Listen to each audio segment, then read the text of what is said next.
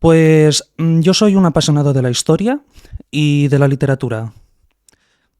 Si necesitamos una breve presentación, me presento así. Muy interesante, Neil. Te hemos traído aquí porque, como bien has dicho, eres una apasionada de la historia y sobre todo de una figura de la historia muy importante, ¿no? Napoleón Bonaparte, emperador de los franceses, entre otros muchos títulos. Entonces, queríamos que antes de explicarnos quién era Napoleón, cuáles eran sus pasiones, quién era ese Napoleón niño, explícanos por qué ese interés por Napoleón. Napoleón es una de las grandes figuras de Europa. Yo admiro mucho nuestra cultura. Los historiadores, e incluso, bueno, en todos los campos tenemos que interesarnos por lo local, por lo que tocamos. Bueno, es decir, yo no soy francés, pero sí que me considero europeo y estoy fascinado, Napoleón sobre todo, pero también por figuras como Carlos XII de Suecia, Carolus Rex, Felipe II de España, entre otros muchos nombres. Y bueno, tengo este talante europeísta y creo que una de las figuras que mejor lo representan es Napoleón, aunque hay mucha gente que me podría decir lo contrario. Interesante. Entonces, háblanos de este Napoleón niño. ¿Quién era Napoleón? ¿Dónde nació? Napoleón, como esto ya sé que es un tópico, pero creo que hay que decirlo, Napoleón no era francés. Él, como seguramente mucha gente sabe, nació en Córcega, que es esa pequeña isla que todavía hoy es propiedad de Francia, que está por encima de la isla de Sardeña, y nació en su capital, Ajaccio. Él era hijo de una familia adinerada, el clan Bonaparte, y sus padres eran Carlo Bonaparte y María Leticia Ramolino. Y también, para irnos, si se me permite ir un poco más lejos, no era realmente corso. Es decir, su familia, su linaje, ya llevaba 2 siglos en la isla, pero realmente se ve que eran terratenientes de la Toscana, que emigraron a Córcega. Y es por eso que Napoleón, como era un gran admirador de figuras de la antigüedad clásica, como Julio César, Pompeo, Augusto, pues siempre se consideró heredero de los guerreros romanos. Siempre tuvo esa fijación. Se sentía muy identificado. Mm, sí, él... E incluso la primera vocación de Napoleón no fue la militar, aunque, es decir, desde bien niño su familia lo inclinó hacia allí. Yo pienso que realmente él deseaba ser escritor y, influenciado por el romanticismo de su época y los ideales de la Ilustración, tenía un estilo muy altisonante y escribió un largo libro titulado Historia de Córcega, en el que exaltó a los corsos como sucesores de la grandeza de Catón, un gran estadista de la antigua Roma. Aquí se demuestra que él estaba fascinado por la antigüedad clásica. Sí, por esa unión, ese imperio romano unido, ese europeísmo, ¿no? O sea, de allí podemos percibir qué era lo que le interesaba a Napoleón, Sí. ¿no? El poder, sentirse parte de un linaje poderoso. Creo que él llegó a decir una vez que amo el poder tanto como un músico ama su melodía. Y estamos hablando de una época donde estaban Haydn, Mozart, Beethoven. Es como si ahora dijésemos, amo tanto liderar España como Rosalía ama sus canciones. No, bueno. Entiendo lo que dices, sí, muy... O sea, todo este interés por lo antiguo forjó su carácter, ¿no? Era como que iba forjando su carácter, ¿no? Sí. Y él siempre quería vencer.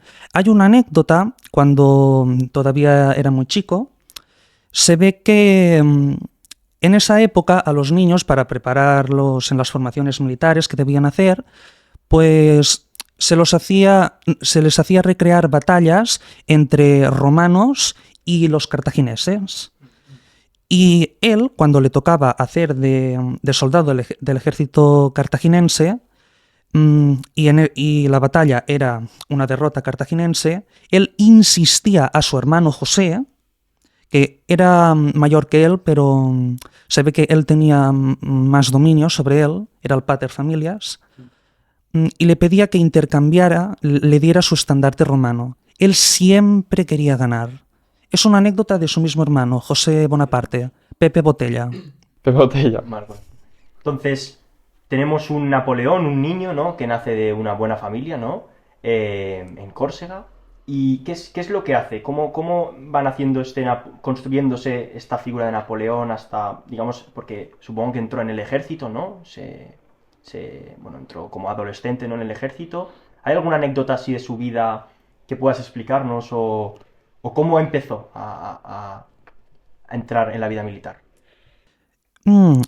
Es una trayectoria muy interesante. A ver, Napoleón podemos decir que sí, en Córcega era un niño pijo. Su familia era rica, tenía recursos, pero es que estamos hablando de Córcega, no estamos hablando de París. En esa época, pues Córcega no estaba tan desarrollada, tenía una estructura que podríamos definir directamente de medieval. Los caminos no es que estuvieran muy conectados, bien asfaltados. Así que José Bonaparte dijo, en Córcega la riqueza es un problema, porque tienes dinero pero no tienes dónde gastarlo con gusto. Claro, o sea, estamos en una zona, digamos, podríamos decir subdesarrollada mediterránea, ¿no? Tampoco estamos en una ciudad grande de una gran península, como puede ser la península ibérica o la península itálica, sino que estamos en una isla, más o menos aislados en el Mediterráneo. Entonces, ¿Él se inicia en el ejército dentro de Córcega o tiene que ir a Italia? Porque en esa época Córcega era parte de Italia. De la República de Génova. Bueno, Italia no estaba formada como tal, ¿no? Seguía sin ser. Vale. Entonces, ¿cómo inicia él su carrera militar? Es decir, Córcega tuvo un movimiento independentista que todavía hoy prevalece. Y en un primer momento se independizaron de la República de Génova y Génova vendió los derechos de la posesión de la isla a Francia, que entonces estaba gobernada por el hijo de Luis XIV, el rey Sol, Luis XV. Y así pues fue como, curiosamente, Napoleón pues tuvo acceso a Francia, porque seguramente si hubiese tenido que ser, pongamos, emperador de los genoveses, pues no hubiese tenido tantos recursos. Génova era una pequeña ciudad-estado. Y sí, antes de llegar a la academia militar, Napoleón, su lengua materna era el corso y también italiano. Pero en la escuela solo había aprendido italiano. Y pues con la anexión de la isla se vio forzado a aprender el francés. Y su familia lo llevó a la Francia continental, al continente, para que aprendiera el francés. Y sí, se ve que lo llevaron a un colegio católico, que de hecho también fue al que fueron muchos de sus futuros mariscales, así que imaginaos, y no estamos hablando estrictamente de un colegio militar, sino un colegio católico. Y allí pues, en 3 meses, ya lo sabía hablar. Se ve que era un niño muy reservado, pero muy estudioso. Y que, como no podía comunicarse, solo sabía italiano y corso, pues sus compañeros lo puteaban. Se reían de su acento, de su bajo linaje, porque en esa época pues su familia ya enfrentaba problemas económicos, por un asunto relacionado con la viña, con la producción de vinos. Y bueno, fue un niño muy estudioso y consiguió una beca muy exclusiva y que pudo acceder a la carrera militar que solo estaba reservada a los nobles porque, su familia, que en un principio era nacionalista corsa, se pasó a ser colaboracionistas de los franceses. Y pues la familia Bonaparte, como consiguió los papeles necesarios para demostrar que ellos eran de ascendencia noble. Y así fue como Córcega, como ya había pasado a ser territorio francés, a la familia Bonaparte se la reconoció aristocrática, se la reconoció noble. Y pues Napoleón tuvo acceso a la carrera militar y lo trasladaron a París. Y bueno, en esa época eran matemáticas, latín, sobre todo matemáticas, latín y las lenguas. Curiosamente no destacó nunca en latín, pero sí en matemáticas se ve que era un as. Y en un principio, pues pensaron a destinarle a la marina. Pero no, él se decantó por la artillería. Y bueno, sí, siempre fue un gran enamorado de la artillería. Ya os contaré más adelante cómo entre todo lo que diseñó, sus aportaciones a la guerra, estaba la concentración del fuego de artillería. Y bueno, pues aquí tenemos cómo poco a poco Napoleón, de ser un niño retraído, de una familia de bien, pero corsa, extraña, podríamos decir inferior, pues había conseguido prestigio, había conseguido una beca para estudiar. De acuerdo. O sea, se tuvo que ir adaptando a medida, ¿no? Y consiguió un estatus social, ¿no?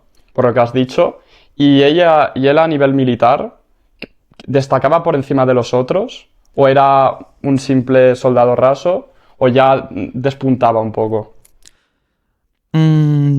A ver, ya tenemos primero el comentario del monje de su escuela de la infancia que le enseñó francés, que en 3 meses un niño ya sepa hablar francés de una manera funcional y escribirlo, ya demuestra bastante fuerza. Y que destaque en matemáticas, que esté focalizado, porque también dicen que si él suspendió en latín es porque le interesaba más concentrarse en lo que veía futuro. Era bueno, sí.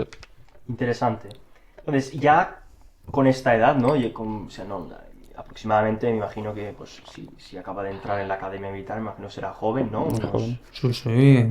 20 años, menos de 20, a lo mejor, ¿no? Ujú. Ya aquí había ido a la guerra, había tenido alguna batalla, él, como soldado. No, todavía era inexperto, era un mozo. Acababa de salir de la academia y aquí tuvo que interesarse más por su familia. Tuvo que asumir el rol de pater familias porque su padre había muerto y, como ya os dije, su padre tuvo problemas con los negocios y endeudó gravemente a su familia. Es por eso que en estos primeros años está inactivo. Y solo pudieron resolver esta crisis de los viñedos de su padre cuando heredaron la fortuna de un pariente suyo, que era eclesiástico en Córcega. Interesante. Entonces tenemos un joven chico corso, ¿no? Que va a la Academia Militar en París, ¿no? Pierde a su padre, por tanto tiene que estar con su familia. Y cómo este chico joven, con estudios, pero digamos, militar, llega a ascender un poco. ¿Cuál es su primera batalla? ¿Qué es lo primero que le hace despuntar sobre el resto de militares de su edad? Aquí juega también mucho su familia. Napoleón, a ver, fue el pilar decisivo, pero su familia en Córcega, ya, por ejemplo, su hermano José, el Pepe Botella, luchó para conseguir la alcaldía de Córcega. Y mientras tanto, su hermano, en París, ya empezaban a notarse los primeros indicios de la Revolución Francesa, de la agitación social contra el rey, de los alzamientos contra las autoridades monárquicas. Y en ese clima de crispación, es decir, en esta primera época, Napoleón todavía no sabe por quién decantarse, si por el nacionalismo corso o si por la nueva Francia de ideales liberales, revolucionarios. Y bueno, por ahora está meditando a dos lados. Y aquí tenemos que tener algo presente. Napoleón siempre fue un autoritario. Creía en los ideales, creía en la meritocracia, que tenía que acabarse con los privilegios de sangre, pero no era un demócrata como lo entenderíamos hoy. Él creía que debía haber una élite y que el pueblo no debía tener libertades, que debía estar subyugado a una voluntad superior, a un plan superior. ¿De un dios o de una figura superior, como un emperador? Sí, él era ateo. Era ateo completamente, ¿no? En esa época incluso ya él rechazaba esos ideales, ¿no? Es decir, su padre ya él mismo había demostrado ideas liberales y sí, su familia era atea. Otra cosa es que en las batallas ya se encomendara, ya tuviera un cierto misticismo para sobrellevar la tensión, el miedo a morir, pero sí, su familia, bueno, con excepciones, pero sí, su familia podemos decir que era atea, no creían en el catolicismo imperante entonces en Córcega.